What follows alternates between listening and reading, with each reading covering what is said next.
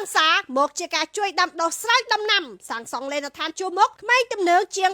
790នាក់បញ្ជូនទៅព្រំដែនផ្ទុះការសាទរពីមហាជនបន្ទាប់ពីការអនុវត្តអនុសាសន៍ដ៏ខ្ពង់ខ្ពស់របស់សម្ដេចធិបតីហ៊ុនម៉ាណែតនាយករដ្ឋមន្ត្រីនៃកម្ពុជាសង្គមជាតិទាំងមូលកំពុងបង្ហាញការគាំទ្រយ៉ាងខ្លាំងចំពោះវិធានការផ្ទេរតនដិតជាក្មេងទំនើងចំនួន790នាក់ទៅកាន់មណ្ឌលអប់រំកែប្រែទី4ខេត្តពោធិ៍សាត់និងពន្ធនាគារខេត្តឧត្តរមានជ័យដើម្បីធ្វើការកែប្រែខ្លួនឲ្យក្លាយជាពលរដ្ឋមានប្រយោជន៍ជំនួសឲ្យការប្រើកម្លាំងបាយខុសផ្លូវពេលនេះតនដិតទាំង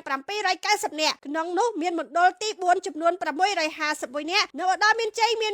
139នាក់កំពុងបង្ហាញភាពសកម្មយ៉ាងអស្ចារ្យតាមរយៈការក្លាយជាកសិករដាំបន្លែចិញ្ចឹមជីវិតនិងផ្គត់ផ្គង់តម្រូវការបន្ថែមពីនេះក៏មានការងារសាងសង់ធ្វើសំណង់បេតុងនិងពិសេសគឺការចាក់គម្របលេនដ្ឋានដើម្បីគ្រប់គ្រងដល់កម្លាំងជួរមុខដែលកំពុងឈរជើងការពារព្រំដែនមិនត្រឹមតែប៉ុណ្ណោះពួកគេបានរៀនសូត្រពីមន្ត្រីជំនាញកសិកម្មនិងសំណង់ដែលនេះគឺជាដើមទុនជីវិតដ៏សំខាន់សម្រាប់ពួកគេក្រោយពេលមានសេរីភាពឡើងវិញមហាជនបានបង្ហាញការសាទរយ៉ាងខ្លាំងដោយយល់ឃើញថាវិធានការនេះមិនមែនគ្រាន់តែជាការដាក់ទោសនោះទេប៉ុន្តែគឺជាការផ្ដល់ឱកាសការឲ្យពួកគេមកធ្វើការដែលបម្រើដល់បុព្វហេតុជាតិការពារធិបតេយ្យភាពគឺជារូបភាពដ៏ល្អមួយក្នុងការដាស់តឿនមនសិការជាតិឲ្យពួកគេដឹងពីគុណតម្លៃនៃសន្តិភាពនិងការស្រឡាញ់មាតុភូមិអគ្គនាយកដ្ឋានពន្ធនាគារក៏បានប្រើប្រាស់ឱកាសនេះដើម្បីផ្ញើសារអប់រំទៅកាន់យុវជនទូទាំងប្រទេសថាកុំយកជីវិតដ៏មានតម្លៃទៅសាកល្បងនៅអបាយមុខឬក្រុមទំនើងឲ្យសោះផ្លូវអបាយមុខគឺជាផ្លូវដែលនាំទៅរកការបាត់បង់អនាគតនិងភាពអាម៉ាស់ដល់គ្រួសារអាជ្ញាធរដែលបន្តបោសសម្អាតក្រុមក្មេងទំនើងដោយគ្មានការយោគយល់ដាច់ខាតដើម្បីធានាសុវត្ថិភាពសង្គម